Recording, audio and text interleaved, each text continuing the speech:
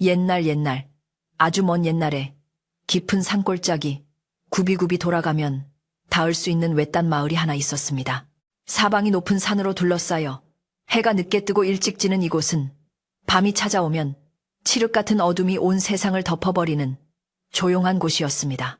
마을 어귀에는 수백 년 된 느티나무가 서 있어 마을을 지키는 수호신처럼 여겨졌고 사람들은 그 나무 아래서 기도를 올리며 평안을 빌곤 했습니다.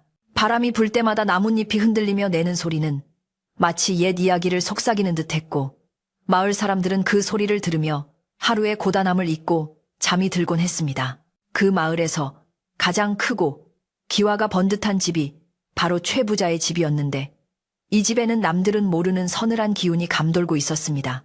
최 부자의 집은 마을 한가운데 가장 높은 터에 자리 잡고 있어 어디서든 눈에 띄는 웅장한 기와집이었습니다. 소슬대문은 하늘을 찌를 듯 높았고 담장은 어른 키를 훌쩍 넘길 만큼 높아서 집안의 사정을 밖에서는 도무지 알 수가 없었습니다. 마당에는 윤기가 흐르는 값비싼 정원수들이 심어져 있었고 곳곳간에는 해마다 거두어들인 곡식이 가득 차 있어 마을 사람들의 부러움을 샀습니다. 하지만 이토록 풍요로운 집안 풍경과는 달리 집안을 감도는 공기는 언제나 차갑고 무거웠습니다. 사람들은 최 부자 댁 앞을 지나갈 때면 왠지 모를 한기를 느끼며 옷깃을 여미곤 했는데 그것은 단순히 날씨 탓만이 아니라는 것을 누구나 짐작하고 있었습니다. 이 집의 주인인 최 부자는 본래 장사를 하여 큰 돈을 번 사람이었는데 재물을 모으는 재주는 타고났으나 사람을 대하는 눈빛에는 늘 매서운 구석이 있었습니다. 그는 젊은 시절부터 전국을 돌며 비단이며 소금이며 돈이 되는 것이라면 무엇이든 팔러 다녔고 그 덕분에 남부럽지 않은 재산을 모을 수 있었습니다. 마을 사람들은 그를 부러워하면서도 한편으로는 어려워했는데 그가 돈 앞에서는 피도 눈물도 없이 깐깐하게 구는 성격이었기 때문입니다. 하지만 그가 처음부터 이렇게 차가운 사람은 아니었다고 마을의 노인들은 입을 모아 말하곤 했습니다. 10년 전 그에게 닥친 비극적인 사건이 그를 이토록 변하게 만들었다는 것이었습니다. 10년 전 최 부자에게는 꽃처럼 아름답고 마음씨 고운 아내가 있었는데 그녀는 마을 사람들에게도 늘 베풀기를 좋아해 칭송이 자자했습니다. 두 사람은 금슬이 좋아 늘 함께 다니곤 했으며 최 부자가 장사를 나갈 때면 아내가 배웅을 나가고 돌아올 때를 기다려 마중을 나가곤 했습니다. 그러던 어느 날 최 부자가 큰 장사를 마치고 돌아오던 길에 아내가 마중을 나갔다가 감쪽같이 사라지는 일이 벌어졌습니다. 최 부자는 미친 듯이 산과 들을 헤매며 아내를 찾았지만 아내의 신발 한 짝조차 찾을 수 없었습니다. 사람들은 호랑이에게 물려갔다느니 도적대에게 납치되었다느니 수근거렸지만 진실은 아무도 알지 못했습니다. 그날 이후 최 부자는 완전히 다른 사람이 되어버렸고 웃음을 잃은 채 오로지 재물을 불리는 일에만 집착하기 시작했습니다. 그는 밤낮 없이 장부와 씨름하며 돈을 세웠고 집안의 하인들에게도 혹독하게 일을 시키며 잠시도 쉴 틈을 주지 않았습니다. 아내가 사라진 빈자리를 채우려는 듯 그는 더욱더 악착같이 돈을 모았지만 그럴수록 그의 마음속 공허함은 커져만 갔습니다. 넓은 안방에는 비단 이불이 깔려 있었지만 그가 눕는 자리는 언제나 썰렁했고 밤마다 잠을 이루지 못해 뒤척이는 소리가 문 밖까지 새어나오곤 했습니다. 마을 사람들은 그가 너무 많은 것을 잃어버려 도끼만 남았다고 혀를 차면서도 그의 내탄 눈동자를 보면 안쓰러운 마음을 감출 수 없었습니다. 그러던 어느 늦가을 최 부자는 먼 고을에 큰 장이 선다는 소식을 듣고 며칠간 집을 비우게 되었습니다. 이번 장사는 그동안 공들여 준비한 물건들을 비싼 값에 넘길 수 있는 중요한 기회였기에 그는 평소보다 더 많은 짐을 꾸려 길을 나섰습니다. 하인들은 주인이 없는 며칠 동안이라도 숨을 돌릴 수 있겠다며 안도했지만 최 부자의 표정은 여느 때보다 비장했습니다. 그는 이번 장사를 성공적으로 마치면 집안의 곳간을 하나 더 늘릴 계획을 세우고 있었고 머릿속은 온통 이문이 얼마나 남을지에 대한 계산으로 가득 차 있었습니다. 말등에 짐을 가득 싣고 마을 어귀를 나서는 그의 뒷모습은 쓸쓸하면서도 어딘가 모르게 탐욕스러운 기운이 서려 있었습니다. 장사는 예상대로 큰 성공을 거두었고 최 부자는 두둑해진 전대를 허리춤에 차고 가벼운 발걸음으로 돌아오는 길에 올랐습니다. 며칠을 머물며 물건을 다 팔고 나니 어느새 해가 짧아져 산길에는 벌써 어둠이 내리기 시작했습니다.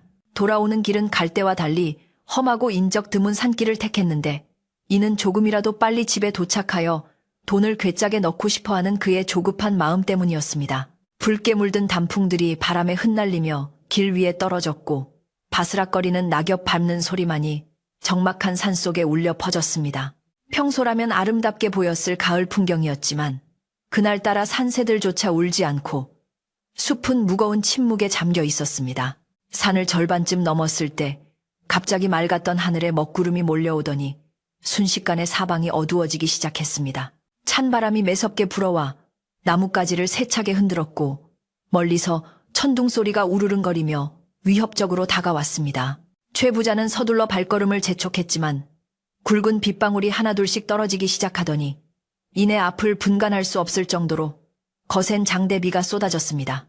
말은 겁에 질려 히잉거리며 발버둥쳤고 최 부자는 갓이 벗겨지고 옷이 흠뻑 젖는 것도 아랑곳하지 않고 비를 피할 곳을 찾아 두리번거렸습니다.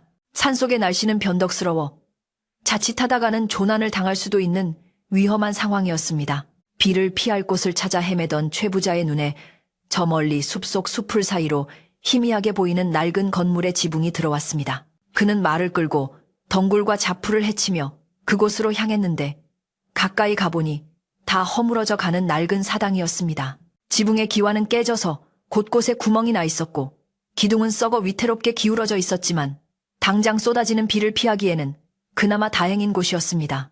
사당 입구에는 오래되어 글씨를 알아볼 수 없는 현판이 비스듬히 걸려 있었고 주변에는 사람의 발길이 닿은 지 오래된 듯 잡초가 무성하게 자라 음산한 분위기를 풍기고 있었습니다. 최 부자는 말을 처마 밑에 메어두고 삐걱거리는 문을 열고 사당 안으로 들어섰습니다. 내부는 눅눅한 곰팡이 냄새와 먼지 냄새로 가득했고 거미줄이 곳곳에 쳐져 있어 을씨년스러웠습니다. 바닥에는 깨진 기왓장과 썩은 지푸라기들이 널려 있었고 한쪽 구석에는 누군가 모셨던 신상이 넘어져 먼지를 뒤집어 쓰고 있었습니다. 밖에서는 천둥 번개가 번쩍이며 낡은 사당 안을 순간순간 대낮처럼 밝혔는데 그럴 때마다 벽에 그려진 빛바랜 그림들이 기괴한 표정으로 최 부자를 노려보는 것 같아 등골이 오싹해졌습니다. 그는 젖은 옷을 털며 한쪽 구석에 자리를 잡고 비가 그치기만을 기다렸습니다. 한참을 그렇게 앉아 있었을까? 밖에서 콰르릉하는 엄청난 천둥 소리와 함께 번개가 사당 바로 근처에 떨어졌습니다. 그 순간 사당 안쪽 깊숙한 곳 무너져 내린 제단 아래 흙더미 속에서 무언가가 번쩍하고 빛을 발했습니다. 최 부자는 깜짝 놀라 그곳을 쳐다보았는데 어둠 속에서도 그 물건은 은은하고 기묘한 푸른 빛을 내뿜고 있었습니다. 호기심과 알 수 없는 이끌림에 그는 자리에서 일어나 조심스럽게 제단 쪽으로 다가갔습니다. 낡은 지푸라기와 흙을 손으로 헤쳐보니 그곳에는 둥글고 묵직한 물건 하나가 반쯤 묻혀 있었습니다. 최 부자가 손을 뻗어 그 물건을 집어들자 차가운 금속의 감촉이 손끝을 타고 전해져 왔습니다. 흙을 털어내고 보니 그것은 손바닥 두 개를 합친 것만한 크기의 오래된 구리 거울이었습니다. 거울의 뒷면에는 정교하고 기이한 문양들이 새겨져 있었는데 덩굴 무늬 같기도 하고 뱀이 엉겨있는 모습 같기도 하여 보는 사람으로 하여금 기묘한 기분을 느끼게 했습니다.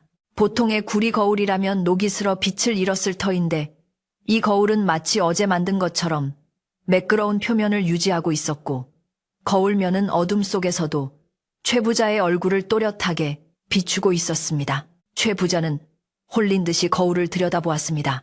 거울 속에 비친 자신의 얼굴은 빗물에 젖어 초췌했지만 눈동자만은 탐욕스럽게 번들거리고 있었습니다. 이상하게도 거울을 보고 있자니 마음속 깊은 곳에서 알 수 없는 소유욕이 솟구쳐 올랐습니다. 이것은 예사 물건이 아니다. 이것을 가져가면 큰 돈이 되거나 집안의 복을 가져다 줄지도 모른다. 라는 생각이 그의 머릿속을 지배했습니다. 사당에 모셔진 물건을 함부로 손대면 안 된다는 옛 어른들의 말씀이 떠올랐지만 거울이 뿜어내는 영롱한 빛에 매료된 최 부자에게 그런 경고는 들리지 않았습니다. 그는 마치 무언가에 홀린 사람처럼 거울을 품속 깊이 찔러 넣었습니다. 거울을 품에 넣는 순간 거짓말처럼 밖에서 몰아치던 비바람이 잦아들기 시작했습니다. 요란하던 천둥 소리도 멀어지고 세차게 내리던 빗줄기도 가늘어지더니 이내 멈추었습니다. 최 부자는 이것이 거울이 가져다준 행운이라 여기며 회심의 미소를 지었습니다. 그는 서둘러 짐을 챙겨 사당을 빠져나왔고 다시 말에 올라 집으로 향하는 발걸음을 재촉했습니다. 구름 사이로 달빛이 비치자 산길은 다시 평온해 보였지만 최 부자의 품속에 있는 거울은 차가운 냉기를 뿜어내며 그의 심장 가까이에서 묵직하게 존재감을 드러내고 있었습니다. 마을로 돌아오는 길 내내 최 부자는 가슴이 두근거려 견딜 수가 없었습니다. 단순히 귀한 물건을 얻었다는 기쁨 때문인지 아니면 저지르지 말아야 할 짓을 했다는 불안감 때문인지 알 수 없었습니다. 밤길을 걷는 동안 숲속의 부엉이가 유난히 구슬프게 울어댔고 길가에 핀 억새들이 바람에 흔들리며 마치 누군가 손짓하는 것처럼 보였습니다. 하지만 최 부자는 애써 그런 불길한 징조들을 무시하며 오로지 집에 도착해서 그 거울을 닦아볼 생각에만 빠져 있었습니다. 그의 머릿속에는 이미 거울을 어디에 둘지, 얼마나 귀한 것인지 감정해볼 생각들로 가득 차 있었습니다. 마침내 마을 입구에 장승이 보이고 익숙한 느티나무가 눈에 들어오자 최 부자는 안도의 한숨을 내쉬었습니다. 늦은 밤이라 마을은 쥐 죽은 듯 고요했고 집집마다 불이 꺼져 있어 어둠만이 가득했습니다. 최 부자는 말발굽 소리를 죽이며 자신의 집 대문 앞에 도착했습니다. 굳게 닫힌 대문을 두드리자 잠에 취한 하인이 눈을 비비며 나와 문을 열어주었습니다. 나으리 오셨습니까? 비가 많이 와서 걱정했습니다. 하인의 인사에 최 부자는 대꾸도 없이 고삐를 던져주고는 곧장 안채로 발걸음을 옮겼습니다. 그의 발걸음은 평소보다 급하고 무언가에 쫓기는 듯 했습니다. 안채마당에 들어서자 평소에는 얌전하던 집 지키는 개가 최 부자를 보고 컹컹 짖어대기 시작했습니다. 꼬리를 흔들며 반기던 녀석이 오늘따라 털을 곤두세우고 뒷걸음질을 치며 짖어대는 모습이 기이했습니다. 최 부자는 이 녀석이 주인을 몰라보고 왜 이리 소란이냐 하며 호통을 쳤지만 개는 겁에 질린 눈으로 최 부자의 품속 정확히는 거울이 있는 쪽을 응시하며 으르렁거렸습니다. 하인들이 달려나와 개를 진정시켰지만 개는 끝내 최 부자 곁으로 오려 하지 않고 마루 밑으로 숨어버렸습니다. 최 부자는 기분이 상해 혀를 차며 방문을 열고 들어갔습니다. 방 안에 들어온 최 부자는 젖은 옷을 갈아입는 것도 잊은 채 호롱불을 밝히고 품에서 구리 거울을 꺼냈습니다. 불빛 아래서 본 거울은 사당에서 보았을 때보다 훨씬 더 신비롭고 고풍스러워 보였습니다. 그는 마른 수건을 가져와 거울에 묻은 흙먼지를 정성스럽게 닦아내기 시작했습니다. 닦으면 닦을수록 거울은 맑은 빛을 뿜어냈고 뒷면의 기이한 문양들도 더욱 선명하게 드러났습니다. 문양 사이사이에 낀 이끼와 때가 벗겨지자 거울은 마치 살아있는 생명체처럼 숨을 쉬는 듯한 착각마저 들게 했습니다. 최 부자는 거울의 아름다움에 취해 시간 가는 줄 모르고 그것을 어루만졌습니다. 거울을 다 닦은 최 부자는 그것을 안방 한쪽에 있는 자개장 위에 올려놓았습니다. 칠흑 같은 보칠을 한 자개장과 푸르스름한 빛을 내는 구리 거울은 묘하게 어울리면서도 기묘한 분위기를 자아냈습니다. 그는 방 한가운데 앉아 거울을 바라보았는데 거울이 방 안의 모든 것을 비추고 있는 것 같았습니다. 호롱불의 불꽃이 흔들릴 때마다 거울 속의 그림자들도 함께 춤을 추었고 방 안의 공기가 조금씩 서늘해지는 것이 느껴졌습니다. 최 부자는 피로가 몰려오는 것을 느끼며 자리에 눕기 위해 이불을 폈습니다. 자리에 누운 최 부자는 잠을 청하려 눈을 감았지만 이상하게도 잠이 오지 않았습니다. 눈을 감으면 빗속에 그 낡은 사당이 떠오르고 귓가에는 빗소리가 들리는 듯 했습니다. 뒤척이다가 슬며시 눈을 뜨면 어둠 속에서도 빛을 잃지 않고 있는 구리 거울이 자신을 지켜보고 있는 것 같아 소름이 돋았습니다. 그는 내일 날이 밝으면 읍내의 골동품상에게 보여주어야겠다 라고 스스로를 다독이며 애써 잠을 청했습니다. 하지만 가슴 한구석에 자리 잡은 불안감은 쉽게 사라지지 않았고 방 안의 공기는 점점 더 차갑게 식어가는 듯 했습니다. 밤이 깊어 삼경이 넘어가자 밖에서는 다시 바람이 불기 시작했는지 창호지 문이 덜컹거렸습니다. 최 부자는 얕은 잠에 빠져들었는데 꿈속에서 누군가 물에 젖은 채 자신의 방문 앞에 서 있는 모습을 보았습니다. 그 형체는 문을 열지도 않고 스르르 방 안으로 들어와 거울 앞에 멈춰 섰습니다. 최 부자는 가위에 눌린 듯 몸을 움직일 수 없었고 식은땀만이 등을 타고 흘러내렸습니다. 그 형체는 거울을 들여다보다가 천천히 고개를 돌려 누워있는 최 부자를 바라보았습니다. 흐릿해서 얼굴은 보이지 않았지만 그 시선만은 얼음장처럼 차가웠습니다. 최 부자는 으아악하는 비명과 함께 벌떡 잠에서 깨어났습니다. 온몸은 땀으로 흠뻑 젖어 있었고 심장은 터질 듯이 뛰고 있었습니다. 방 안은 고요했고 호롱불은 꺼져 있어 칠흑 같은 어둠뿐이었습니다. 그는 떨리는 손으로 부싯돌을 쳐서 다시 호롱불을 켰습니다. 불이 켜지자 방 안의 풍경이 드러났는데 자개장 위에 올려둔 거울이 왠지 모르게 위치가 조금 바뀐 듯한 느낌이 들었습니다. 분명히 정면을 향해 두었는데 지금은 살짝 비스듬히 놓여 최 부자의 잠자리를 비추고 있었던 것입니다. 최 부자는 자신의 착각일 것이라고 생각하며 고개를 저었지만 등 뒤로 흐르는 오싹함은 멈추지 않았습니다. 그는 물을 한 사발 들이키고 다시 자리에 누웠지만 거울 쪽으로는 감히 시선을 돌리지 못했습니다. 창밖에서는 바람소리가 마치 여인의 울음소리처럼 들려왔고 멀리서 개 짖는 소리가 간헐적으로 들려왔습니다. 평소와 다름없는 자신의 방이었지만 낡은 사당에서 가져온 거울 하나로 인해 그곳은 전혀 낯설고 두려운 공간으로 변해버렸습니다. 최 부자는 이불을 머리 끝까지 뒤집어 쓰고 날이 밝기만을 간절히 기다렸습니다. 이 긴 밤이 지나고 나면 모든 것이 괜찮아질 것이라고 믿고 싶었지만 그것은 다가올 무시무시한 사건의 시작일 뿐이었습니다. 이튿날 아침이 밝아오자 창호지 문으로 희뿌연 아침 햇살이 스며들어 방 안을 비추기 시작했는데 밤새 공포에 떨었던 최 부자는 그제야 겨우 안도의 한숨을 내쉴 수 있었습니다. 날이 밝은 뒤 다시 바라본 구리 거울은 지난밤의 기괴한 기운은 온데간데 없이 그저 고풍스럽고 아름다운 자태만을 뽐내고 있어 최 부자는 자신이 헛것을 보았거나 너무 피곤하여 헛꿈을 꾸었을 것이라고 스스로를 위로했습니다. 그는 자리에서 일어나 옷매무새를 다듬고 거울을 자세히 들여다보았는데 맑은 거울면에 비친 자신의 얼굴이 평소보다 조금 창백해 보이기는 했으나 별다른 이상은 찾을 수 없었습니다. 하지만 방 안의 공기는 여전히 어딘가 모르게 눅눅하고 서늘한 기운이 남아 있었고 최 부자는 헛기침을 몇 번 하며 찝찝한 기분을 떨쳐내려 애썼습니다. 최 부자는 밖으로 나와 마당을 거닐며 맑은 공기를 마시려 했지만 집안의 하인들이 자신을 쳐다보는 눈빛이 어딘가 심상치 않다는 것을 느꼈습니다. 마당을 쓸던 머슴은 주인의 눈을 피하며 슬금슬금 뒷걸음질을 쳤고 부엌에서 나온 참모들은 자기들끼리 수군거리다가 최 부자가 다가오자 황급히 입을 다물고 흩어지는 것이었습니다. 최 부자는 아침부터 다들 왜 이리 부산스러운 게냐, 할 일이 없으면 가서 장작이라도 패거라 하고 호통을 쳤지만 하인들의 얼굴에 서린 불안감은 쉽게 가시지 않았습니다. 사실 하인들 사이에서는 간밤에 안방 쪽에서 들려온 정체불명의 소리에 대한 이야기가 이미 퍼져나가고 있었던 것입니다. 사랑채에 앉아 장부를 정리하려던 최 부자는 좀처럼 숫자가 눈에 들어오지 않아 붓을 놓고 먼 산을 바라보며 상념에 잠겼습니다.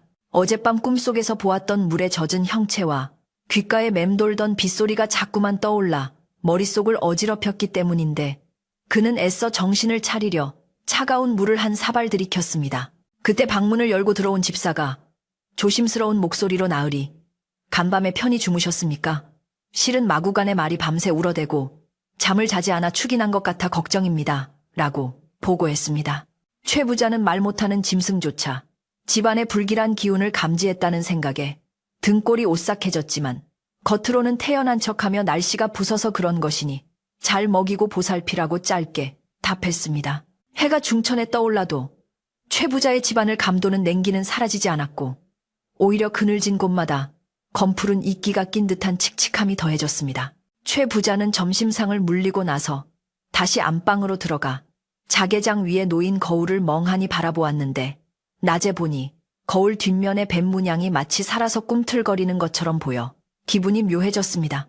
그는 거울을 비단 보자기로 덮어둘까 생각도 했지만 그 영롱한 빛을 가리는 것이 아까워 그만두고 대신 거울을 벽 쪽으로 살짝 돌려놓았습니다. 하지만 그가 방을 나설 때마다 등 뒤에서 누군가 자신을 지켜보는 듯한 시선은 여전했고 문을 닫는 순간 방 안에서 작게 톡 하고 무언가 떨어지는 소리가 들리는 것 같았습니다. 그날 밤부터 집안에는 더욱 기이한 일들이 벌어지기 시작했는데 바람 한 점 없는 날인데도 안방문이 덜컹거리거나 지붕 위에서 기와가 구르는 소리가 들려왔습니다. 하인들은 무서워서 밤이 되면 마당에 얼씬도 하지 않았고 심지어 집을 지키던 개조차 꼬리를 내리고 민마루 밑 깊숙한 곳에 숨어 나오지 않았습니다. 최 부자는 밤이 깊어질수록 거울 곁에 있는 것이 두려워졌지만 이상하게도 그 방을 떠날 수는 없다는 강박관념에 사로잡혀 자리를 지키고 있었습니다. 촛불을 켜놓고 책을 읽으려 해도 글자가 물결처럼 일렁여 보였고 거울 쪽에서 들려오는 미세한 물방울, 떨어지는 소리에 온 신경이 곤두섰습니다. 뚝, 뚝, 분명히 방 안에는 물동이도 없고 천장에서 물이 셀 리도 없는데 규칙적으로 물방울 떨어지는 소리가 들려오자 최 부자는 식은땀을 흘리며 소리의 근원지를 찾아 두리번거렸습니다. 소리는 자개장 위, 바로 구리 거울이 놓인 곳에서 들려오고 있었는데 가까이 다가가 보면 물기는커녕 먼지 하나 없이 깨끗하기만 했습니다. 최 부자는 자신이 너무 예민해져서 환청을 듣는 것이라고 생각하며 귀를 막고 자리에 누웠지만 그 소리는 귓속을 파고들어 뇌리까지 울리는 듯 선명하게 들려왔습니다. 그것은 마치 깊은 우물 속에서 물방울이 떨어져 울리는 소리처럼 공허하고 음산했습니다. 마을 사람들 사이에서도 최 부자 댁에 대한 흉흉한 소문이 돌기 시작했는데 밤늦게 그 집 앞을 지나던 행인들이 담장 너머로 여인의 흐느끼는 소리를 들었다는 이야기가 퍼졌습니다. 글쎄 어젯밤에 내가 논문을 보러 갔다가 오는 길에 최 부자 댁 담벼락을 지나는데 안에서 추워, 너무 추워 하는 소리가 들리지 뭔가. 마을 주막에 모인 사람들은 막걸리 잔을 기울이며 저마다 들은 이야기를 보태느라 여념이 없었습니다. 어떤 이는 담장 밑으로 맑은 날인데도 물이 배어나오는 것을 보았다고 했고 어떤 이는 지붕 위에 희미한 도깨비불이 떠다니는 것을 보았다고 수군거렸습니다. 이런 소문은 삽시간에 퍼져나가 집안일을 돌보는 하인들의 귀에도 들어갔고 겁 많은 여종들은 하나둘씩 핑계를 대고 집을 나가겠다며 짐을 싸기도 했습니다. 집안 분위기가 뒤숭숭해지자 최 부자의 심기는 더욱 불편해졌고 그는 하인들을 모아놓고 쓸데없는 헛소문을 퍼뜨리고 다니는 놈은 엄벌에 처하겠다며 으름장을 놓았습니다. 하지만 주인의 호통에도 불구하고 하인들의 눈빛에는 공포가 서려 있었고 그들은 주인이 없는 곳에서는 삼삼오오 모여 부적을 써야 하는 것은 아닌지 굿이라도 해야 하는 것은 아닌지 걱정스러운 대화를 나누었습니다. 최 부자의 집은 이제 마을 사람들에게 부러움의 대상이 아니라 두려움과 기피의 대상이 되어가고 있었습니다. 그러던 중 최 부자의 집에서 30년 넘게 일하며 집안의 대소사를 도맡아 온 늙은 유모가 안방을 찾았습니다. 그녀는 최 부자가 어릴 때부터 그를 업어 키운 분이라 최 부자도 함부로 대하지 못하는 유일한 사람이었는데 그녀의 표정은 그 어느 때보다 심각했습니다. 유모는 손수 지은 잣죽을 쟁반에 받쳐 들고 들어와 조용히 상을 차려놓고는 걱정스러운 눈빛으로 야위어가는 최 부자를 바라보았습니다. 나으리요. 며칠 사이 안색이 너무나 좋지 않으십니다. 밤에 잠은 좀 주무시는지요? 유모의 따뜻한 물음에 최 부자는 짐짓 괜찮은 척하며 고개를 끄덕였지만 매탄 눈은 숨길 수가 없었습니다. 유모는 잠시 주저하다가 자개장 위에 놓인 구리거울 쪽으로 시선을 돌렸는데 그녀의 미간이 찌푸려지며 눈빛이 흔들렸습니다. 그녀는 무당은 아니었지만 오랜 세월을 살며 겪은 경험으로 집안에 들어온 물건의 기운을 느낄 줄 아는 노인이었습니다. 나으리 주제 넘은 말씀인 줄 아오나 저 거울은 어디서 나셨습니까? 저 물건에서 풍기는 기운이 예사롭지 않아 소인이 들어오자마자 가슴이 답답하고 한기가 듭니다. 유모의 말에 최 부자는 뜨끔했지만 곧바로 불쾌한 기색을 드러내며 장사를 다녀오는 길에 우연히 얻은 귀한 물건이네. 늙은이가 괜한 걱정을 하는구먼. 하고 말을 잘랐습니다. 하지만 유모는 물러서지 않고 거울 앞으로 다가가 자세히 들여다보았는데 순간 그녀의 얼굴이 하얗게 질리며 뒷걸음질을 쳤습니다. 나으리 저 거울에서 비린내가 납니다. 쇠 냄새가 아니라 물 비린내와 썩은 흙 냄새가 진동을 합니다. 저것은 산 사람이 쓸 물건이 아닙니다. 당장 원래 있던 곳에 돌려주거나 땅에 묻어야 합니다. 유모의 목소리는 떨리고 있었지만 단호했습니다. 그녀는 본능적으로 저 거울이 주인에게 큰 화를 불러올 것임을 직감했던 것입니다. 그러나 최 부자는 이미 거울에 홀린 듯한 상태였기에 유모의 진심 어린 충고가 귀에 들어오지 않았습니다. 최 부자는 숟가락을 탁 내려놓으며 버럭 소리를 질렀습니다. 무식한 소리. 좀 그만해라. 저것은 천년 묵은 고물이라. 그 가치를 모르는 내 눈에는 흉물로 보이겠지만 내게는 천금을 줘도 안 바꿀 보물이다. 냄새가 난다니 네 코가 잘못된 것이 아니냐. 최 부자의 서슬퍼런 호통에 유모는 더 이상 말을 잇지 못하고 고개를 숙였습니다. 하지만 그녀는 방을 나가면서도 차마 발길이 떨어지지 않는 듯 자꾸만 뒤를 돌아보며 슬픈 눈으로 최 부자를 바라보았습니다. 그녀의 눈에는 마치 다가올 비극을 예견하고 안타까워하는 듯한 눈물이 고여 있었습니다. 유모가 나가고 난 뒤 최 부자는 씩씩거리는 숨을 몰아쉬며 다시 거울 앞으로 다가갔습니다. 비린내가 난다니 말도 안 되는 소리.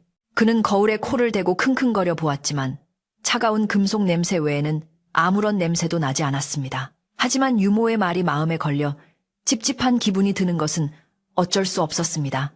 그는 거울을 들어 이리저리 살펴보았는데 거울 뒷면의 문양 사이에 아주 작은 글씨가 새겨져 있는 것을 발견했습니다. 눈을 가늘게 뜨고 읽어보려 했지만 글씨가 너무 낡고 희미해서 도저히 알아볼 수가 없었고 다만 원웬이라는 글자 하나만이 어렴풋이 보이는 듯 했습니다. 그날 밤 최 부자는 잠자리에 들기 전 거울을 두꺼운 이불로 덮어버렸습니다. 보기는 싫었지만 버리기는 아까운 그야말로 계륵 같은 존재가 되어버린 거울을 보지 않으면 마음이 편해질까 싶어서였습니다. 하지만 불을 끄고 자리에 눕자마자 이불 속에서 사각거리는 소리가 들려왔습니다. 마치 누군가 손톱으로 이불을 긁는 듯한 소름 끼치는 소리였습니다. 최 부자는 이불을 머리끝까지 뒤집어 쓰고 쥐가 들어온 게야 하고 애써 생각하려 했지만 쥐가 낼 수 있는 소리가 아니라는 것은 누구보다 잘 알고 있었습니다. 얼마나 시간이 흘렀을까. 최 부자는 깜빡 잠이 들었다가 차가운 기운에 눈을 떴습니다. 방 안은 쥐 죽은 듯 조용했고 창밖의 달빛만이 문사를 통해 방바닥에 길게 누워 있었습니다. 그런데 거울을 덮어두었던 두꺼운 이불이 바닥에 떨어져 있고 거울은 다시 덩그러니 모습을 드러내고 있었습니다. 분명히 꼼꼼하게 싸매어 두었는데 누가 풀어헤친 것일까? 공포심에 사로잡힌 최 부자가 몸을 일으키려는데 거울 앞바닥에 물에 젖은 발자국 하나가 선명하게 찍혀 있는 것이 보였습니다. 그것은 남자의 발자국이 아닌 작고 갸름한 여인의 맨발 자국이었습니다. 최 부자는 숨이 턱 막혀 비명조차 지르지 못하고 그 발자국을 응시했습니다. 발자국은 거울 앞에서 시작되어 최 부자가 누워있는 이불 발치까지 이어져 있었습니다. 방금 전까지만 해도 누군가 자신의 머리맡에 서 있었다는 증거였습니다. 그는 떨리는 손으로 호롱불을 켜고 발자국을 확인하려 했지만 불빛이 닿자마자 물기는 스르르 말라버리고 흔적도 없이 사라져버렸습니다. 내가 미쳐가고 있는 것인가? 최 부자는 머리를 감싸쥐고 괴로워했지만 방 안에는 여전히 퀴퀴한 물 비린내가 희미하게 감돌고 있었습니다. 다음 날부터 최 부자의 건강은 눈에 띄게 나빠지기 시작했습니다. 얼굴은 흑빛으로 변했고 눈 밑은 최애하게 패어 마치 병자처럼 보였습니다. 그는 밥도 거의 먹지 못하고 하루 종일 방 안에 틀어박혀 거울만 쳐다보고 있거나 허공에 대고 혼잣말을 중얼거리기도 했습니다. 하인들은 주인이 실성했다며 두려워했고 유모만이 매일 문 밖에서 눈물로 기도를 올릴 뿐이었습니다. 마을 사람들은 최 부자댁 지붕 위에 까마귀 떼가 앉아 울어댄다며 그 집안에 운이 다했다고 혀를 찼습니다. 밤이 되면 최 부자는 거울 앞에 앉아 자신의 얼굴을 들여다보는 것이 일과가 되었습니다. 거울 속의 자신은 점점 늙고 추해져 가는데 신기하게도 거울 속 자신의 어깨 너머로 보이는 배경은 방 안의 풍경이 아니라 숲속의 덤불이나 깊은 계곡처럼 보일 때가 있었습니다. 그리고 그 배경 속에 희미한 그림자가 어른거리기 시작했습니다. 처음에는 그저 검은 얼룩 같았지만 날이 갈수록 그 형체는 점점 사람의 모양을 갖추어 갔습니다. 긴 머리카락을 늘어뜨리고 고개를 숙인 여인의 형상. 그녀는 거울 속 깊은 곳에서 천천히, 아주 천천히 최 부자를 향해 걸어오고 있는 것 같았습니다. 어느 날 밤, 억수같이 비가 쏟아지던 날이었습니다. 빗소리가 지붕을 때리고 천둥이 치는 밤이면 최 부자의 공포는 극에 달했습니다. 그는 귀를 틀어막고 구석에 웅크리고 있었는데 갑자기 거울에서 웅 하는 소리와 함께 파란 불빛이 뿜어져 나왔습니다. 최 부자가 고개를 들어 거울을 보자 거울 속의 여인 형상이 고개를 번쩍 들고 정면을 응시했습니다. 젖은 머리카락 사이로 드러난 눈동자는 흰자위가 없이 검기만 했고 창백한 피부는 물에 퉁퉁 불어 있었습니다. 그리고 그 얼굴은 10년 전 사라진 아내의 모습과 너무나도 닮아 있었습니다. 최 부자는 히익하는 소리와 함께 뒤로 넘어졌습니다. 여보, 당신이야. 아니야. 그럴 리가 없어. 당신은 죽었어. 아니, 사라졌잖아.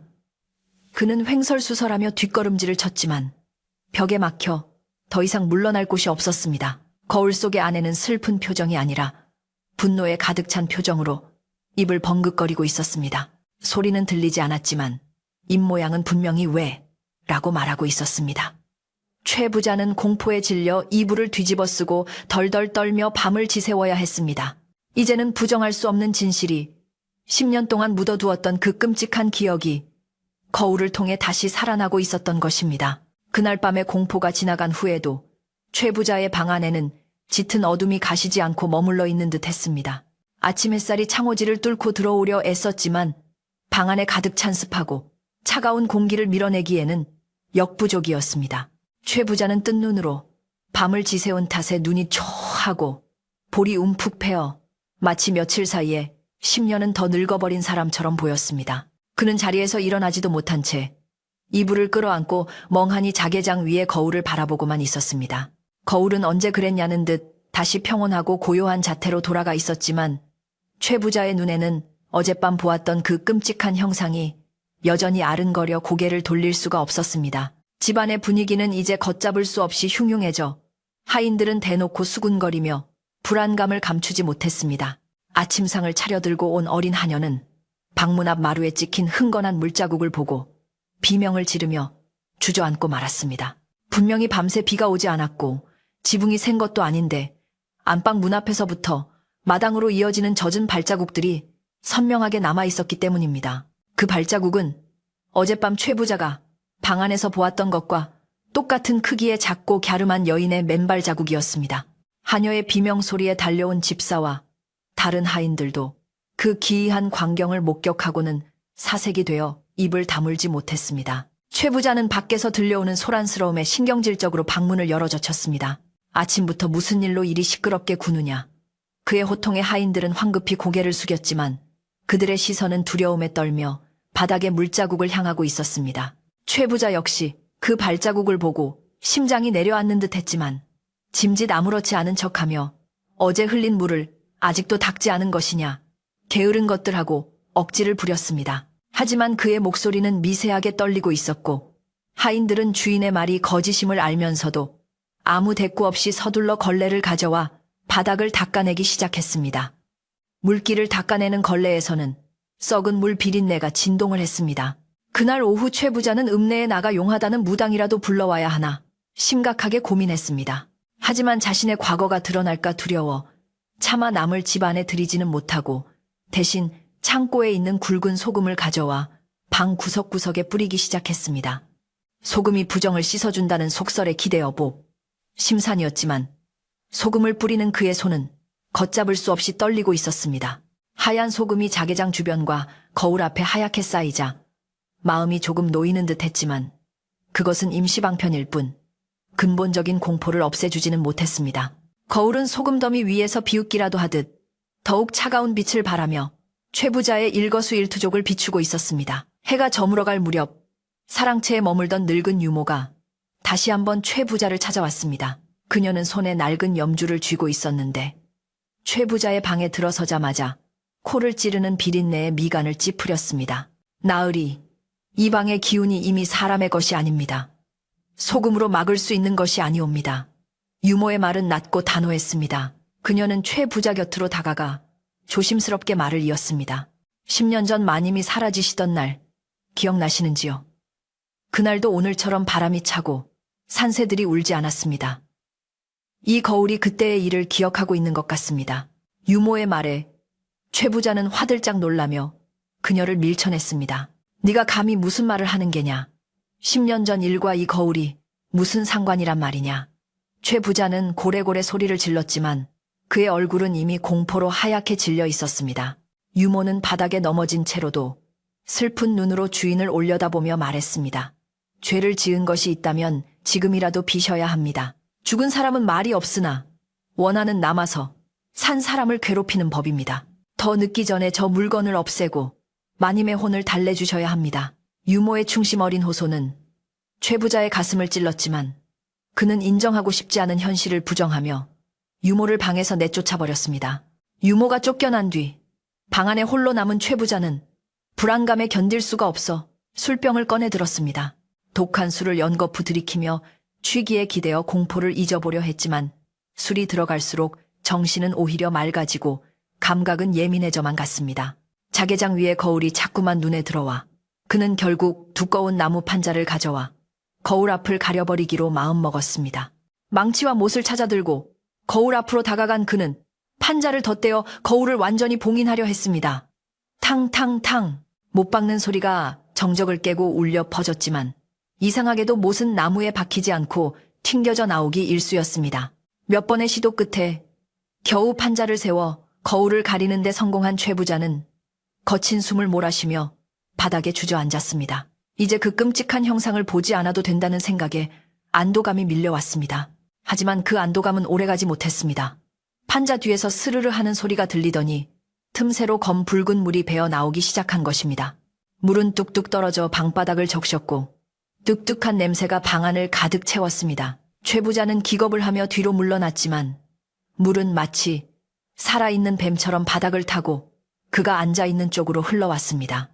그것은 단순한 물이 아니라 깊은 계곡 바닥에 고여있는 썩은 물이었습니다. 밤이 깊어지자 방 안의 온도는 급격히 떨어져 입김이 나올 정도로 추워졌습니다. 최 부자는 이불을 겹겹이 덮고 웅크리고 있었지만 뼛속까지 파고드는 한기는 막을 수가 없었습니다. 그때 거울을 가려놓았던 나무 판자가 우지끈하는 소리와 함께 반으로 갈라져 바닥으로 떨어졌습니다. 드러난 거울은 평소보다 훨씬 더 커진 것 같았고 거울 속의 풍경은 더 이상 방 안이 아니었습니다. 그곳에는 10년 전 그날의 계곡이 펼쳐져 있었습니다. 깎아지른 듯한 절벽과 그 아래로 흐르는 검푸른 물, 그리고 비바람에 흔들리는 나뭇가지들이 생생하게 비쳐 보였습니다. 최 부자는 비명을 지르고 싶었지만 목소리가 나오지 않았습니다. 거울 속의 풍경은 마치 영화처럼 움직이고 있었는데 낯익은 두 사람의 모습이 보였습니다. 바로 젊은 시절의 최 부자 자신과 그의 아내였습니다. 두 사람은 비를 피하기 위해 바위 밑에 서 있었는데 서로 무언가 심각하게 다투는 듯한 모습이었습니다. 소리는 들리지 않았지만 최 부자의 머릿속에는 그날의 대화가 생생하게 되살아났습니다. 여보, 이 돈은 아버님 약값으로 쓸 돈이에요. 장사에 쓰시면 안 돼요. 아내의 애원하는 목소리가 귓가에 쟁쟁하게 울리는 듯 했습니다.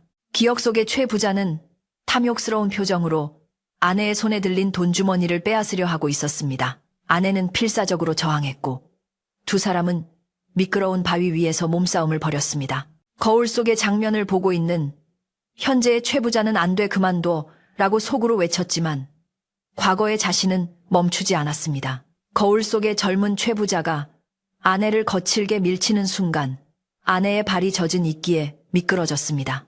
중심을 잃은 아내의 몸이 허공으로 붕 떴다가 절벽 아래로 추락하는 모습이 슬로모션처럼 거울에 비쳤습니다. 최 부자는 두 눈을 질끈 감았지만 쿵 하는 소리와 함께 아내의 비명소리가 환청처럼 들려왔습니다. 그는 10년 동안 애써 잊으려 했던, 아니 잊었다고 스스로를 속여왔던 그날의 진실과 정면으로 마주하게 되었습니다. 그는 아내가 떨어지는 것을 보고도 구하러 내려가지 않았습니다. 오히려 떨어진 돈주머니를 챙겨 들고 주위를 두리번거리며 아무도 본 사람이 없다는 것을 확인한 뒤 도망치듯 그곳을 빠져나왔던 것입니다. 아내의 생사조차 확인하지 않고 차가운 빗속에 그녀를 버려둔 채 자신의 욕심만을 챙겨 떠났던 비겁하고 잔인한 자신의 모습이 거울 속에 고스란히 남아 있었습니다. 죄책감과 공포가 뒤섞여 최 부자는 미친 사람처럼 머리를 쥐어뜯었습니다. 내가 죽일 생각은 없었어. 그저 사고였어. 내가 민 게 아니야. 발이 미끄러진 거야. 그는 허공에 대고 변명을 늘어놓았지만 거울 속의 장면은 변하지 않았습니다. 오히려 거울 속의 시점은 이제 절벽 아래 물속에 잠겨있는 시선으로 바뀌어 있었습니다. 물 위로 희미하게 비치는 달빛과 멀어져가는 남편의 뒷모습, 그것은 죽어가던 아내가 마지막으로 본 세상의 풍경이었습니다. 차가운 물속에서 숨이 끊어져 가며 느꼈을 고통과 원망이 고스란히 최 부자에게 전해져 왔습니다. 방 안에는 이제 물이 발목까지 차오를 정도로 흥건해졌습니다. 벽지와 장판은 물에 불어 뜯겨 나갔고 가구들은 둥둥 떠다니기 시작했습니다. 최 부자는 물을 피하기 위해 장롱 위로 올라가려 했지만 물에 젖은 몸이 무거워 마음대로 움직이지 않았습니다. 물속에서는 희고 가느다란 손들이 쑥쑥 올라와 최 부자의 발목을 잡으려 했습니다. 살려주시오. 내가 잘못했소. 제발 이러지 마시오. 최 부자는 울부짖으며 빌었지만 거울 속의 원호는 멈출 기미가 보이지 않았습니다. 거울은 이제 단순한 물건이 아니라 저승과 이승을 잇는 통로가 되어 원한 맺힌 영혼을 불러들이고 있었습니다. 그때 거울 속에서 젖은 머리카락이 쏟아져 나오기 시작했습니다. 검은 머리카락은 뱀처럼 꿈틀거리며 방바닥을 기어 최 부자를 향해 다가왔습니다. 머리카락 사이로 창백한 얼굴이 서서히 드러났는데 10년 전보다 훨씬 더 끔찍하고 일그러진 모습이었습니다. 눈가는 썩어 문드러져 있었고 입술은 파랗게 질려 있었습니다. 하지만 그 눈빛만은 형형하게 빛나며 최 부자를 쏘아보고 있었습니다. 나를 왜 버렸어? 쉰 목소리가 방 안의 공기를 찢으며 울려 퍼졌습니다. 그것은 귀로 들리는 소리가 아니라 머릿속을 직접 파고드는 영혼의 울림이었습니다. 최 부자는 너무나 큰 공포에 압도되어 숨조차 제대로 쉴 수 없었습니다. 심장이 터질 듯이 박동하고 온몸의 피가 거꾸로 솟는 것 같았습니다. 그는 자신이 지은 죄의 무게가 얼마나 무거운지 뼈저리게 느끼고 있었습니다. 10년 동안 누려온 부귀영화가 아내의 목숨값이었다는 사실이 끔찍하게 다가왔습니다. 그는 돈주머니를 챙겨 도망치던 그날 밤부터 이미 자신의 영혼도 죽어 있었던 것임을 깨달았습니다. 거울 속의 아내는 이제 상반신을 완전히 드러내고 손을 뻗어 최 부자의 목을 조르려 하고 있었습니다. 그녀의 손톱은 길고 날카로웠으며 물방울이 뚝뚝 떨어지고 있었습니다. 밖에서는 다시 비바람이 몰아치기 시작했습니다. 마치 그날 밤처럼 천둥 번개가 요란하게 치고 바람이 문풍지를 찢을 듯이 불어댔습니다. 집안의 하인들은 안방에서 들려오는 주인의 비명소리와 괴상한 소리들의 겁에 질려 마루 밑이나 이불 속에 숨어 벌벌 떨고 있었습니다. 용기를 내어 문을 열어보려는 사람은 아무도 없었습니다. 유모만이 마당 한가운데서 비를 맞으며 무릎을 꿇고 앉아 하늘을 향해 빌고 있었습니다. 천지신명이시여, 부디 노여움을 푸시고 굽어 살펴 주소서. 죄는 미워하되 사람은 불쌍히 여겨 주소서. 그녀의 기도는 빗소리에 묻혀 희미하게 흩어졌습니다. 최 부자는 다가오는 아내의 원혼을 피하기 위해 필사적으로 방문 쪽으로 기어갔습니다. 문고리를 잡고 흔들었지만 문은 밖에서 잠그기라도 한 듯 꿈쩍도 하지 않았습니다. 그는 손톱이 빠지도록 문을 긁어대며 사람 살려 누구 없느냐라고 소리쳤지만 돌아오는 것은 차가운 냉소뿐이었습니다. 뒤를 돌아보니 아내의 영혼은 바로 코앞까지 다가와 있었습니다. 그녀의 차가운 숨결이 얼굴에 닿자 최 부자는 온몸이 마비되는 듯한 느낌을 받았습니다. 이제 더 이상 도망칠 곳도 숨을 곳도 없었습니다. 그는 막다른 골목에 몰린 쥐처럼 떨며 최후를 기다려야 했습니다. 거울은 이제 방 안 전체를 집어삼킬 듯이 거대한 빛을 뿜어내고 있었습니다. 그 빛 속에서 지난 10년간의 세월이 주마등처럼 스쳐 지나갔습니다. 아내가 사라진 후 죄책감을 잊기 위해 돈에 집착했던 나날들, 사람들을 괴롭히고 모질게 대했던 순간들, 그리고 밤마다 악몽에 시달리며 괴로워했던 시간들이 하나하나 떠올랐습니다. 최 부자는 자신이 쌓아올린 금자탑이 실은 모래성보다도 못한 허상이었음을 깨달았습니다. 그는 흐르는 눈물을 닦을 생각도 하지 못한 채 멍하니 다가오는 아내의 얼굴을 바라보았습니다. 그녀의 눈에 고인 피눈물이 자신의 가슴을 후벼 파는 것 같았습니다. 이제 모든 것이 분명해졌습니다. 이 거울은 우연히 발견된 것이 아니라 억울하게 죽은 아내가 자신의 한을 풀기 위해 최 부자를 그 사당으로 이끌었던 것입니다. 10년이라는 긴 세월 동안 차가운 물속에 갇혀 있으면서 남편이 자신을 찾아와 주기를, 아니 최소한 자신의 잘못을 뉘우치기를 기다렸을 아내의 고통이 얼마나 컸을지 짐작조차 할 수 없었습니다. 최 부자는 이제야 비로소 진정한 공포가 무엇인지 알게 되었습니다. 그것은 귀신의 모습이 무서운 것이 아니라 자신이 저지른 씻을 수 없는 죄와 마주하는 것이었습니다. 거울 속의 아내가 손을 뻗어 최 부자의 가슴에 손을 대자 얼음장 같은 냉기가 심장을 파고들었습니다. 최 부자는 윽 하는 외마디 비명과 함께 바닥에 쓰러졌습니다. 의식이 흐려지는 와중에도 그는 아내의 입모양을 보았습니다. 이제 가자. 그것은 용서의 말이 아니라 영원한 고통의 심연으로 함께 가자는 저주와도 같은 초대였습니다. 방 안의 촛불이 모두 꺼지고 완전한 어둠이 찾아왔습니다. 오직 거울만이 푸른 빛을 내며 어둠 속에서 홀로 빛나고 있었습니다. 그날 밤 마을 사람들은 최부자 댁 쪽에서 기이한 푸른 불기둥이 치솟는 것을 보았다고 합니다. 그리고 밤새도록 여자의 울음소리와 남자의 비명소리가 섞여 들려와 잠을 이룰 수 없었다고 전해집니다. 폭풍우는 밤새도록 그치지 않았고 마을 앞 개울물은 불어나 흙탕물이 되어 흘러갔습니다. 자연조차 최부자의 죄와 아내의 한을 슬퍼하며 분노하는 듯 했습니다. 그렇게 공포와 광란의 밤은 깊어만 갔고 최부자의 운명은 걷잡을 수 없는 파국으로 치닫고 있었습니다. 폭풍우가 절정에 달한 밤, 최부자의 안방, 문 밖에서는 집안 사람들이 공포에 질린 채 웅성거리고 있었습니다. 방 안에서 들려오는 처절한 비명과 무언가 부서지는 소리, 그리고 정체를 알 수 없는 여인의 통곡 소리가 빗소리를 뚫고 마루까지 새어나왔기 때문입니다.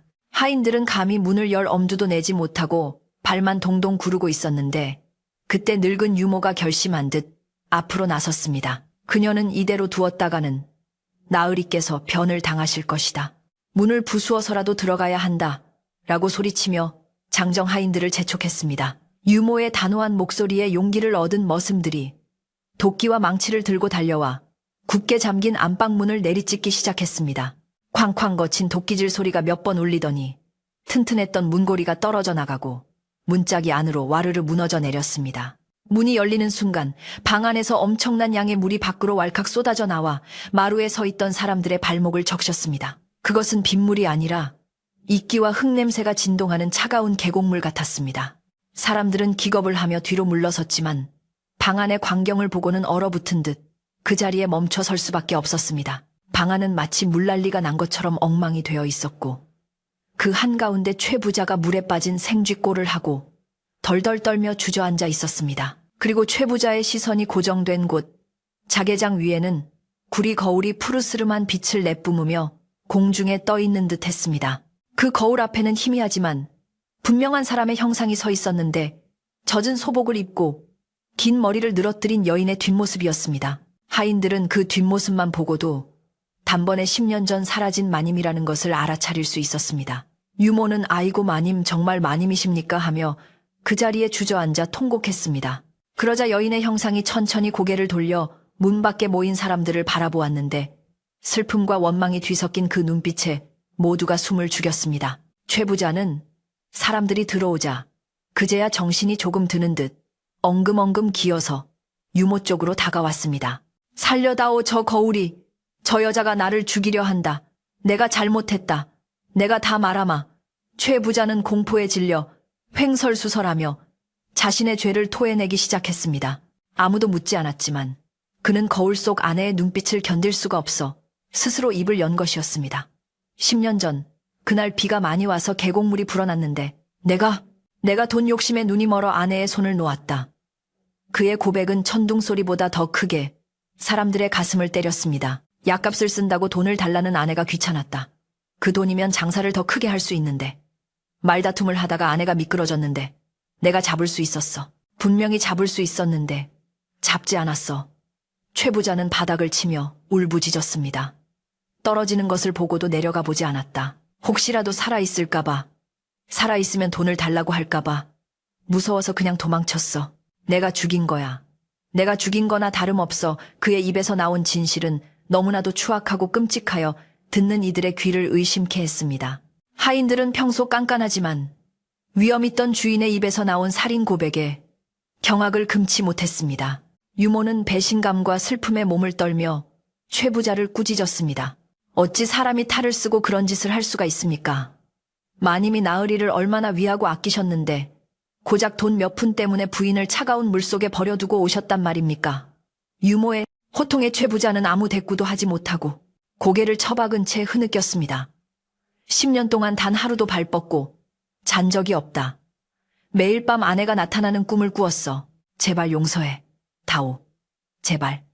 그는 허공을 향해 그리고 거울 속의 아내를 향해 손이 닳도록 빌고 또 빌었습니다. 최부자의 처절한 자백이 끝나자 방 안에 서 있던 여인의 형상이 미세하게 흔들리기 시작했습니다. 그녀는 바닥에 납작 엎드린 남편을 내려다보았는데 처음에 서슬퍼런 분노는 조금씩 잦아들고 그 자리에 깊은 슬픔이 차오르는 듯 했습니다. 그녀가 원했던 것은 남편의 목숨이 아니라 10년 동안 묻혀있던 진실이 밝혀지고 그가 진심으로 뉘우치는 것이었는지도 모릅니다. 거울 속의 여인은 유모를 한번 그윽하게 바라보더니 다시 거울 속으로 천천히 빨려 들어가기 시작했습니다. 마치 할 일을 다 마쳤다는 듯 그녀의 모습은 연기처럼 흩어졌습니다. 여인의 형상이 완전히 사라지자 공중에 떠있던 듯한 구리 거울이 쨍 하는 날카로운 소리를 내며 금이 갔습니다. 동시에 방 안을 가득 채우고 있던 물기도 순식간에 증발하듯 사라져버렸고 코를 찌르던 비린내도 씻은 듯이 없어졌습니다. 밖에서 요란하게 몰아치던 비바람도 거짓말처럼 뚝 그쳤고 구름 사이로 창백한 달빛이 비치기 시작했습니다. 방 안은 난장판이 되어 있었지만 그곳을 짓누르던 무겁고 사악한 기운은 거치고 차가운 정적만이 감돌았습니다. 최 부자는 탈진하여 바닥에 쓰러진 채 거친 숨만 몰아쉬고 있었습니다. 유모는 떨리는 손으로 옷가지 하나를 집어들어 금이 간 거울을 덮었습니다. 이제 다 끝났습니다. 마님께서도 나으리의 진심 어린 참회를 들으셨으니 더 이상 원귀가 되어 떠돌지 않으실 겁니다. 그녀는 쓰러진 최 부자를 부축하여 일으켜 세웠습니다. 하인들은 주인을 방 밖으로 모시고 나와 따뜻한 물을 먹이고 젖은 옷을 갈아입혔습니다. 하지만 최 부자의 눈은 초점이 풀려 있었고 입에서는 계속해서 미안하다 미안하다 하는 말만 흘러나왔습니다. 그는 하룻밤 사이에 백발의 노인이 된 것처럼 늙고 초라해져 있었습니다. 다음 날 아침 마을에는 최 부자 댁의 지난밤 소동이 낱낱이 알려졌습니다. 하인들의 입을 통해 최 부자가 10년 전 아내를 버리고 도망쳤다는 사실이 퍼져나갔고 마을 사람들은 충격과 분노에 휩싸였습니다. 어쩐지 사람이 갑자기 돈독이 올라 변한다 했더니 그런 끔찍한 사연이 있었구먼. 사람들은 최 부자 댁 대문을 향해 삿대질을 하며 욕을 퍼부었지만 한편으로는 인과응보라며 혀를 찼습니다. 최 부자는 방 안에 틀어박혀 한 발자국도 나오지 않았고 집안은 폭풍이 지나간 뒤에 폐허처럼 고요하고 적막했습니다. 하지만 최 부자는 단순히 숨어있는 것이 아니었습니다. 그는 밤새 뜬 눈으로 지새우며 자신의 남은 생을 어떻게 살아야 할지 뼈저리게 고민했습니다. 아내의 원혼을 보고 자신의 입으로 죄를 고백하고 나니 그동안 움켜쥐고 있던 재물이 얼마나 부질없는 것인지 깨닫게 된 것입니다. 그는 날이 밝자마자 마을의 촌장과 글을 쓰는 선비를 집으로 불렀습니다. 촌장은 굳은 표정으로 들어왔지만 왜쑥해진 최 부자의 얼굴을 보고는 안타까움에 한숨을 내쉬었습니다. 최 부자는 떨리는 목소리로 내 전 재산을 마을 사람들을 위해 내놓겠소 라고 선언했습니다. 최 부자는 문서를 가져와 자신의 소유로 된 논과 밭을 소작농들에게 골고루 나눠주도록 지시했습니다. 그리고 곡간을 열어 쌀과 곡식을 마을의 가난한 이들에게 모두 나누어 주라고 명했습니다. 이 재물은 내 아내의 목숨값이나 다름없으니 내가 가지고 있어서는 안 될 물건들이요. 부디 좋은 곳에 쓰여 아내의 덕을 쌓는데 보태주시오. 하인들은 주인의 갑작스러운 결정에 놀랐지만 그의 표정이 너무나도 진지하고 평온해 보여 아무도 토를 달지 못했습니다. 최 부자는 자신이 평생 모은 재산을 다 내놓으면서도 오히려 홀가분한 표정을 지었습니다. 재산 정리가 대강 마무리되자 최 부자는 유모를 불러 마지막 부탁을 했습니다. 이 깨진 거울을 내가 처음 발견했던 그 사당 근처 양지 바른 곳에 묻어다오. 그리고 아내의 위패를 모시고 정성껏 제사를 지내주게. 나는 더 이상 이 집에서 살 자격이 없는 사람이다. 유모는 눈물을 흘리며 고개를 끄덕였습니다. 나으리 어디로 가시려 하십니까? 몸도 성치 않으신데. 최 부자는 씁쓸하게 웃으며 내 죄를 씻을 수 있는 곳이면 어디든 가야지. 산속의 암자로 들어가 남은 생은 아내의 명복을 빌며 살 것이다 라고 대답했습니다. 오후가 되어 최 부자는 무명옷 한 벌만 걸친 채 집을 나섰습니다. 화려했던 비단옷과 갓은 모두 벗어두고 보찜 하나 없이 맨몸으로 대문을 나서는 그의 뒷모습은 처량하기 그지없었습니다. 마을 사람들은 길가에 나와 그 모습을 지켜보았습니다. 욕을 하려던 사람들도 모든 것을 내려놓고 떠나는 최 부자의 텅 빈 눈빛을 보자 차마 돌을 던지지 못했습니다. 개 중에는 죗값을 치르러 가는 길이니 너무 뭐라 하지 맙시다 라고 말하는 노인도 있었습니다. 최 부자는 마을 어귀의 느티나무 아래서 잠시 멈춰서서 자신이 살았던 집을 한번 뒤돌아보고는 깊은 절을 올렸습니다. 최 부자가 떠난 후 집안에 남아있던 하인들과 유모는 집안을 깨끗이 청소하기 시작했습니다. 물에 젖은 가재 도구를 말리고 깨진 문짝을 고치고 마당에 잡초를 뽑았습니다.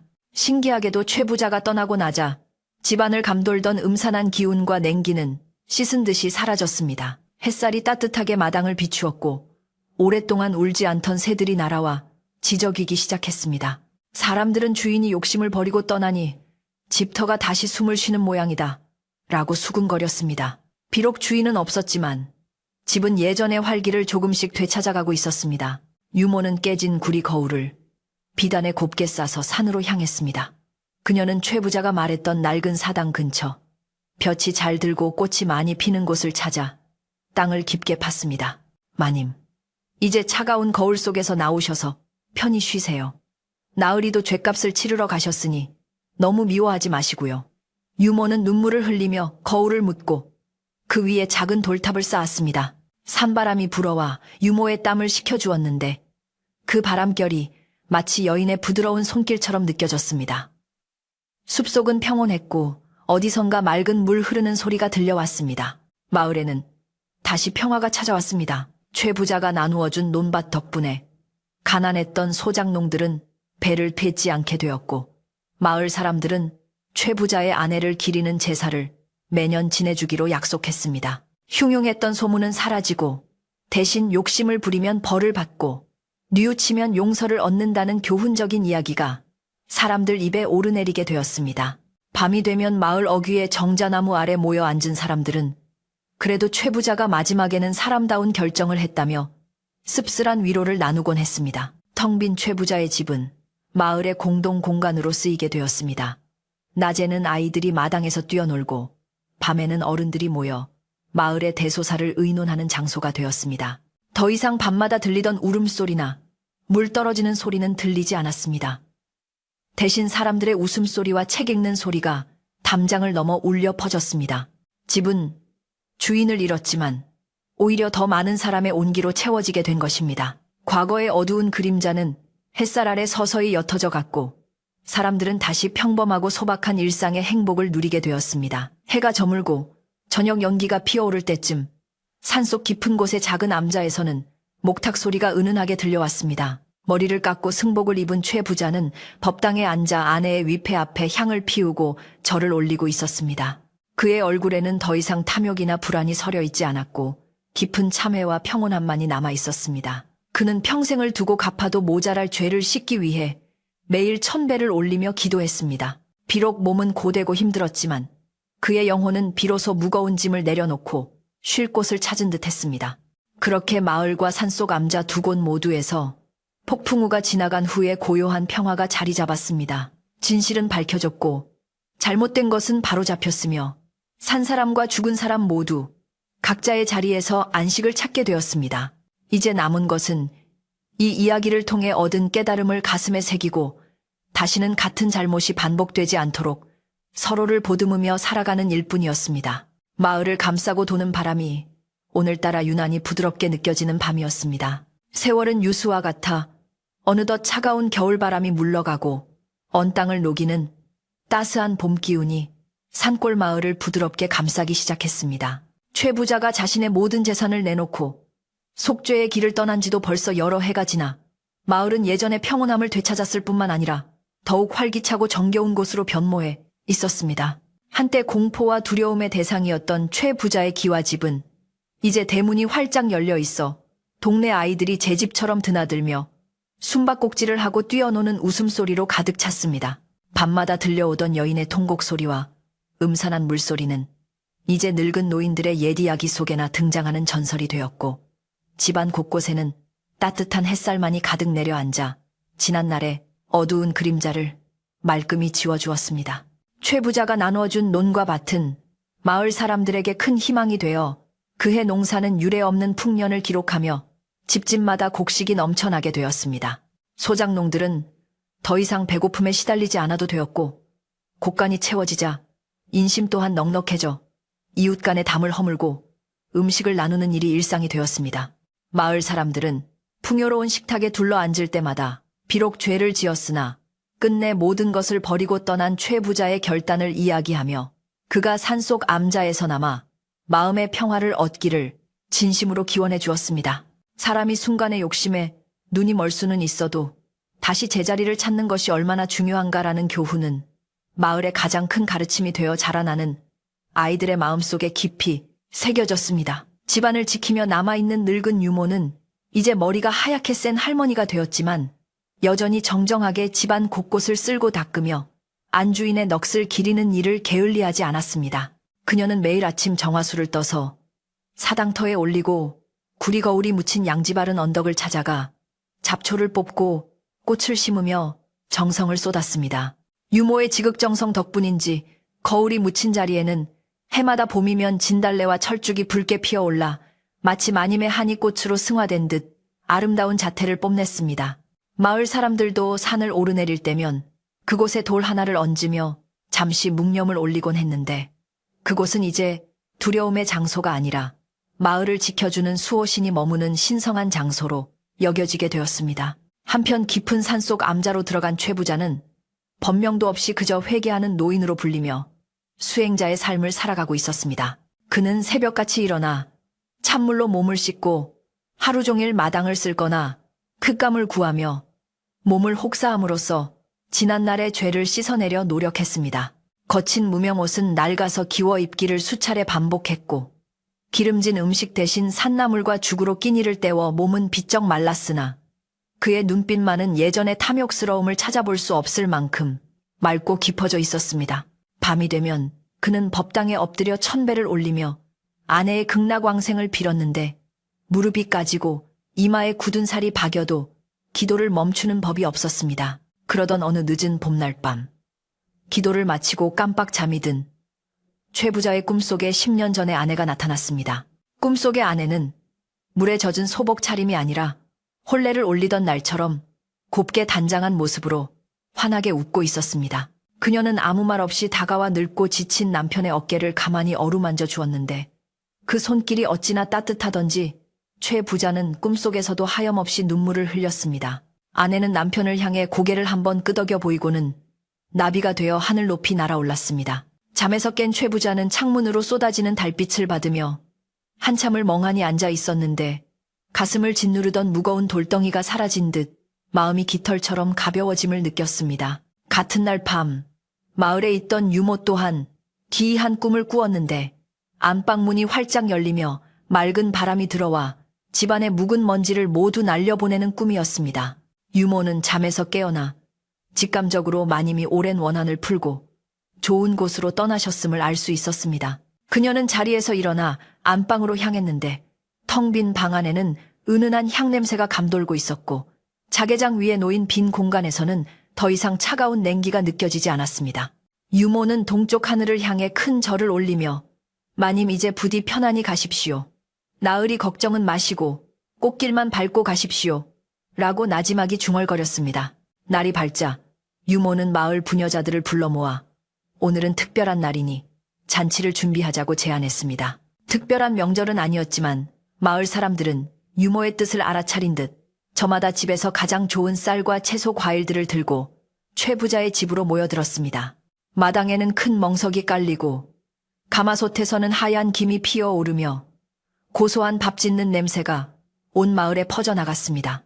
안악들은 전을 부치고 떡을 빚으며 이야기꽃을 피웠고 장정들은 장작을 패고 술을 나르며 굵은 땀방울을 흘렸습니다. 모두의 얼굴에는 근심 대신 환한 미소가 번져 있었고 이 집에서 잔치가 열린다는 사실만으로도 마을 전체가 축복을 받는 듯한 기운이 넘쳐 흘렀습니다. 해가 중천에 떠오를 무렵 마당 한가운데 차려진 제사상에는 정성스럽게 만든 음식들이 가득 올려졌습니다. 이것은 단순히 죽은 이를 위한 제사가 아니라 산 사람과 죽은 사람이 화해하고 지난날의 상처를 치유하는 거룩한 의식이었습니다. 촌장이 대표로 잔을 올리고 축문을 읽어 내려가자 모여있던 모든 사람이 고개를 숙이고 마음을 모아 기도를 올렸습니다. 바람이 불어와 제사상의 촛불을 살며시 흔들었지만 꺼지지는 않았고 나뭇가지에 앉은 까치들이 즐겁게 지저귀며 화답했습니다.